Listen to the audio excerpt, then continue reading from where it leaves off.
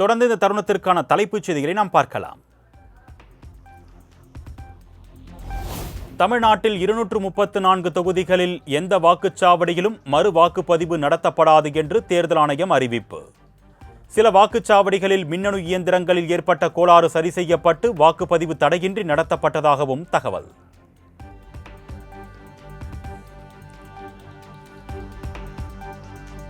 தமிழகத்தில் வாக்களிப்பதில் ஆண்களை பின்னுக்கு தள்ளிய பெண் வாக்காளர்கள்.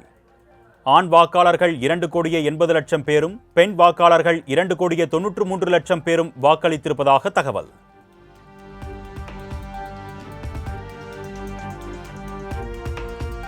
தமிழ்நாடு சட்டப்பேரவை தேர்தலில் பதிவான வாக்குகளை மே 4ஆம் தேதி எண்ண உள்ள 62 மையங்களில் தீவிர கண்காணிப்பு. துப்பாக்கி ஏந்திய வீரர்கள், அரசியல் கட்சி பிரதிநிதிகள் இரவு பகலாக சுழற்சி முறையில் தீவிர கண்காணிப்பில் ஈடுபட்டுள்ளனர்.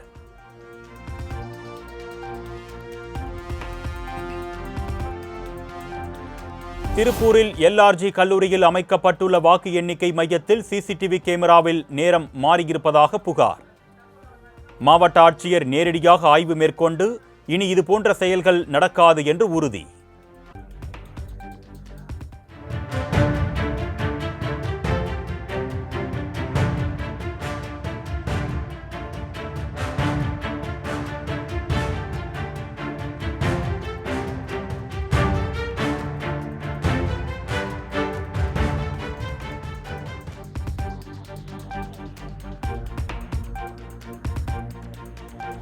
சட்டமன்ற தேர்தலில் வெற்றி வாய்ப்பு எப்படி உள்ளது என்று கேள்வி எழுப்பிய செய்தியாளர்கள், வெற்றி வாய்ப்பு சூப்பராக உள்ளதாக கட்டை விரலை உயர்த்தி காட்டி முதலமைச்சர் மு.க. ஸ்டாலின் பதில்.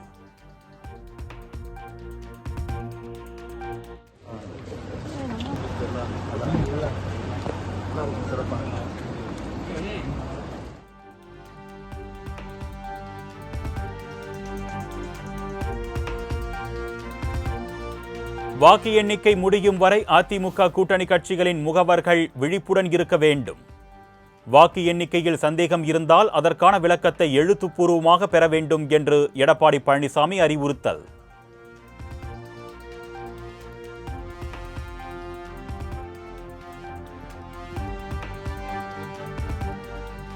நடந்து முடிந்த தமிழக சட்டமன்ற தேர்தலில் வாக்கு சதவீதம் எதுவும் மாறவில்லை. தமிழகத்தில் திமுக மீண்டும் ஆட்சி அமைக்கும் என்று விசிக தலைவர் திருமாவளவன் நம்பிக்கை. கூடுதலாக வாக்குப்பதிவு ஆகியிருப்பதை போன்ற ஒரு தோற்றம் இருக்கிறது. இது உண்மை இல்லை. ஒவ்வொரு தேர்தலுக்கும் 5 ஆண்டுகளுக்கு பிறகு புதிய வாக்காளர்கள் 20 to 25 லட்சம் பேர் இணைவார்கள். அதில் அந்த எண்ணிக்கையில் கூடுதலாக சேருவார்கள். அதுபோல் இந்த தேர்தலிலும் 20 to 25 லட்சம் பேர் புதிய வாக்காளர்கள் சேர்ந்திருக்கிறார்கள். அவ்வளவுதான். இந்த தேர்தலில் மீண்டும் திமுக ஆட்சிதான் அமையும். மதசார்பற்ற முற்போக்கு கூட்டணி மாபெரும்.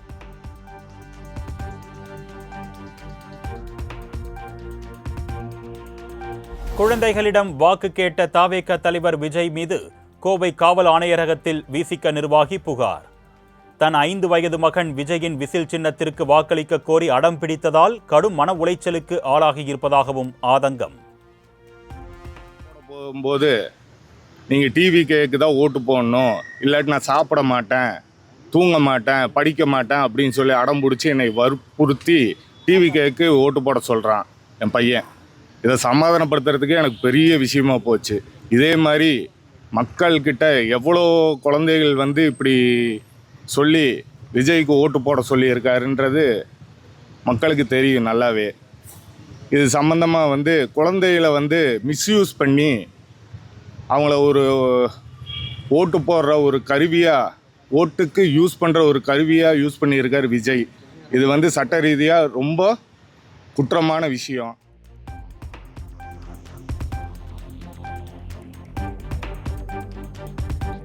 திருப்பத்தூர் வாணியம்பாடியில் தேர்தலின் போது ஏற்பட்ட மோதலில் திமுக அதிமுகவைச் சேர்ந்த 19 பேர் மீது வழக்கு பதிவு. அதிமுகவைச் சேர்ந்த 11 பேர் மீதும் திமுகவைச் சேர்ந்த 8 பேர் மீதும் வழக்கு பதிவு செய்து போலீசார் விசாரணை.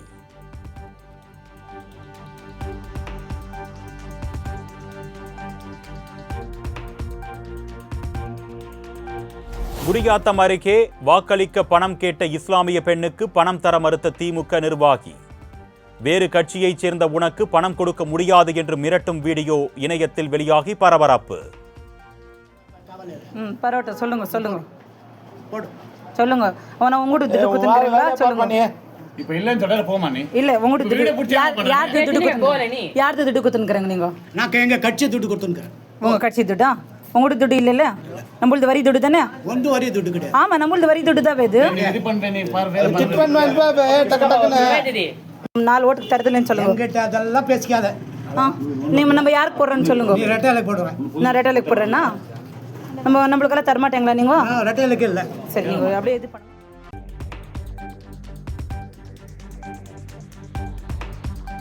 அன்புமணியால் தனக்கும் தன் குடும்பத்திற்கும் அச்சுறுத்தல் இருப்பதாக பாமக நிறுவனர் ராமதாஸின் உதவியாளர் 3வது முறையாக டிஜிபி அலுவலகத்தில் புகார். நீதிமன்றத்தில் ஆஜராக இருப்பதால் போலீஸ் பாதுகாப்பு வழங்க கோரிக்கை.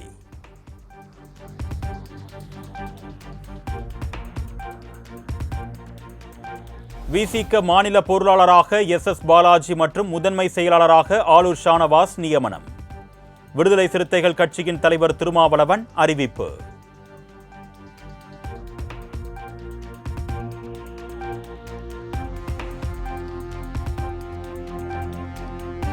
நடப்பு கல்வியாண்டுக்கான 4.11 கோடி பள்ளி பாடநூல் அச்சிடப்பட்டு தயார். பள்ளிகள் திறக்கும் முதல் நாளிலேயே மாணவர்களுக்கு புத்தகங்கள் கிடைக்கும் வகையில் பள்ளிக்கல்வித்துறை நடவடிக்கை.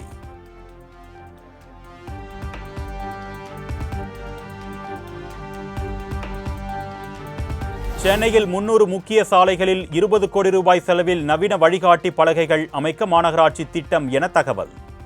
இரவு நேரங்களில் ஓட்டுநர்களுக்கு தெளிவாக தெரியும் வகையில் பலகைகளை அமைக்க சென்னை மாநகராட்சி திட்டம்.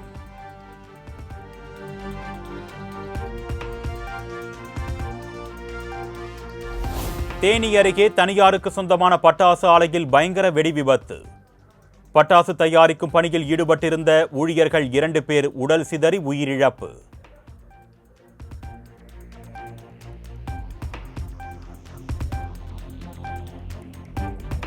தமிழகத்தில் சுட்டெரிக்கும் கோடை வெயில் தாக்கத்தால் பொதுமக்கள் கடும் அவதி. சென்னையில் தர்பூசணி, நுங்கு, இளநீர், பழச்சாறு, கூழ் வகைகள் விற்பனை படுஜோர்.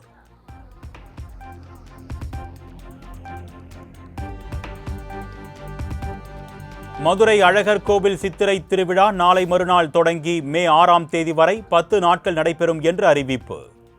அழகர் கோவிலில் இருந்து கள்ளழகர் வருகின்ற 29ஆம் தேதி புறப்படுவார் எனவும் தகவல்.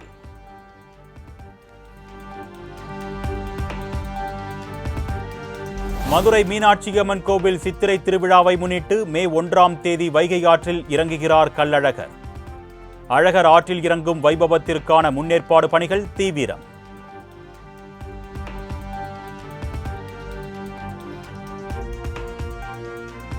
அழகர் ஆற்றில் இறங்கும் விழாவிற்கான முன்னேற்பாடு பணிகள் குறித்து அனைத்து துறை அலுவலர்களுடன் மாவட்ட ஆட்சியர் பிரவீன்குமார் ஆலோசனை. அழகர் கோவிலில் செய்யப்பட்டுள்ள முன்னேற்பாடுகள் குறித்து நேரில் பார்வையிட்டு ஆய்வு செய்தார்.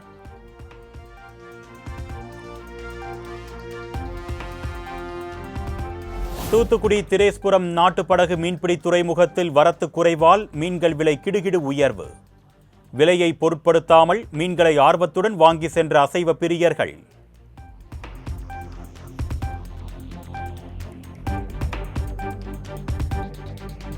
நாட்றம்பள்ளி அருகே 17 வயது சிறுமி ஓட்டி சென்ற கார் மோதி 14 வயது சிறுமி உயிரிழப்பு.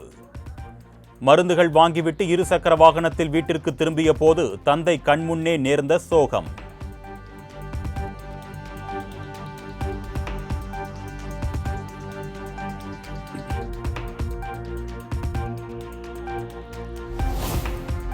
சிவகங்கை அருகே சாமி தரிசனம் செய்ய சென்ற குடும்பத்தினரை தாக்கி அரிவாள் முனையில் 60 சவரன் நகைகள் கொள்ளை. 6 பேர் கொண்ட மர்ம கும்பல் குறித்து காவல்துறையினர் தீவிர விசாரணை.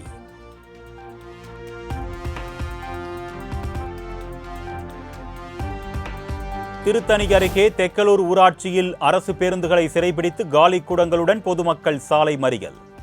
தொடர்ந்து 3 மாதங்களாக குடிநீர் விநியோகம் செய்யப்படாததை கண்டித்து போராட்டம். 3 மாசமா எங்களுக்கு தண்ணி வரல. நாங்க லெட்டர்கிட்டே அனௌன்ஸ் பண்ணி பார்த்துட்டோம், ஃபோன் பண்ணி கேட்டோம். அவங்க போய் பிடிஓ ஆஃபீஸில் போய் நீங்கள் கம்ப்ளைண்ட் பண்ணுங்க அப்படின்னு சொல்கிறாங்க. எங்களுக்கு குழால தண்ணி வர வரைக்கும் நாங்கள் ஸ்ட்ரைக்கை கேன்சல் பண்ண மாட்டோம். தண்ணி வரணும் எங்களுக்கு. எங்க தண்ணி வண்டி கூட நிறுத்தது கிடையாது. தண்ணி வண்டி நிறுத்தினாலாவது நாங்கள் சரி ஏதோ குடிக்கலான்னு. அது வில்லேஜில் போய் ஒரு நாளைக்கு 300 ரூபாய்க்கு கொடுத்து தண்ணி வாங்குவாங்களா?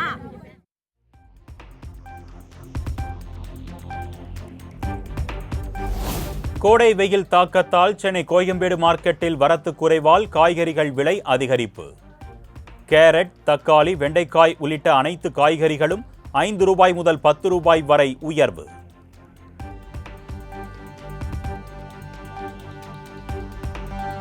பச்சை முட்டையில் இருந்து தயாரிக்கப்படும் மயோனைஸுக்கு விதிக்கப்பட்ட தடை மேலும் ஓராண்டு நீட்டிப்பு.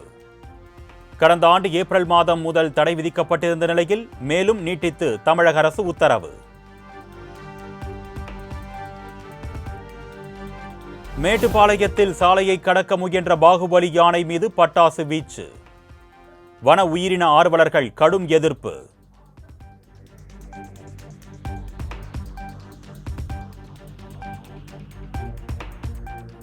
டெல்லியில் வரும் 29ஆம் தேதி கூடுகிறது காவிரி நீர் மேலாண்மை ஆணையத்தின் 50வது கூட்டம். காவிரியில் தமிழ்நாட்டிற்கு நீர் திறப்பது தொடர்பாக முக்கிய முடிவு எடுக்கப்பட இருப்பதாக தகவல்.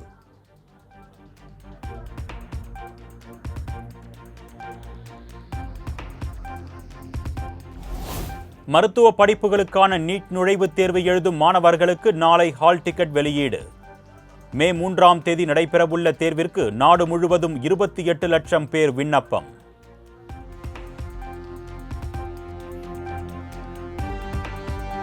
புதிய கட்சியை தொடங்கினார் தெலுங்கானா முன்னாள் முதலமைச்சர் சந்திரசேகர ராவின் மகள் கவிதா. சகோதரர் KT ராமாராவ் ஆதரவாளர்களுக்கு சவால் விடுக்கும் வகையில் தெலுங்கானா ராஷ்டிர சேனா என்ற புதிய கட்சி தொடக்கம்.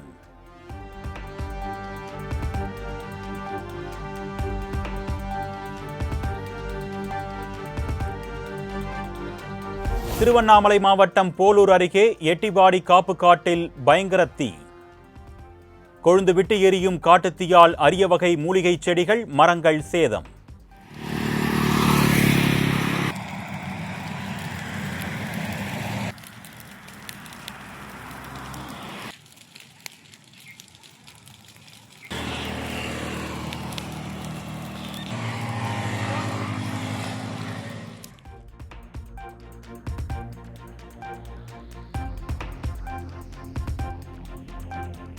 கோடை வெயிலின் தாக்கத்தை குறைக்க கொடைக்கானலுக்கு படையெடுத்து வரும் சுற்றுலா பயணிகள். பிரதான சாலையில் நீண்ட தூரத்திற்கு அணிவகுத்து நிற்கும் வாகனங்களால் கடும் போக்குவரத்து நெரிசல்.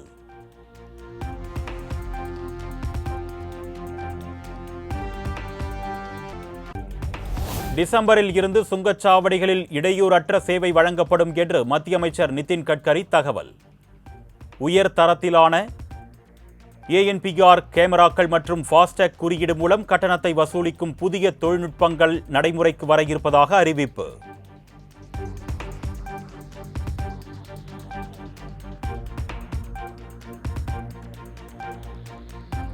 சபரிமலை ஐயப்பன் கோவிலின் மேல் ஹெலிகாப்டர் தாழ்வாக பறந்த சம்பவம் கடுமையான பாதுகாப்பு மீறல் என்று கேரள மாநில கூடுதல் DGP ஸ்ரீஜித் அறிக்கை.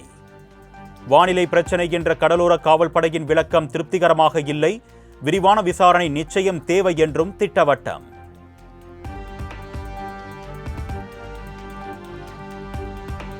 கேரளத்தில் கடந்த ஓரிரு நாட்களாக சூரிய ஒளியில் புற ஊதா கதிர்வீச்சு அதிகரிப்பு. தோல், கண்களை பாதிக்கும் என்பதால் பாதுகாப்புடன் இருக்குமாறு பேரிடர் மேலாண்மை ஆணையம் கேரள மக்களுக்கு எச்சரிக்கை.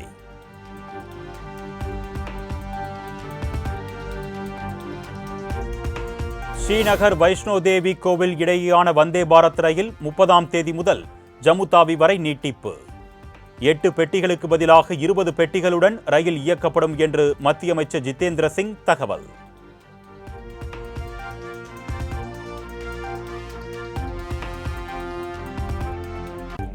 கோவில்களின் பாரம்பரிய வழிபாட்டு முறைகளில் நீதிமன்றம் தலையிட முடியாது என்று சபரிமலை வழக்கில் உச்சநீதிமன்றத்தின் 9 நீதிபதிகள் அமர்வு கருத்து.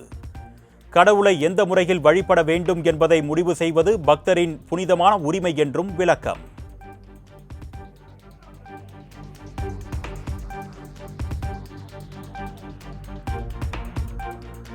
மகாராஷ்டிராவில் பேரணி நடத்தி போக்குவரத்து நெரிசலை ஏற்படுத்தியதாக குற்றம் சாட்டி அமைச்சர் கிரிஷ் மகாஜன் உடன் பெண் ஒருவர் வாக்குவாதம் செய்த விவகாரம். மகளிர் இடஒதுக்கீடு மசோதா தொடர்பான பேரணிக்கு இடையூறு ஏற்படுத்தி தகாத வார்த்தைகளால் பேசியதாக பெண் மீது புகார்.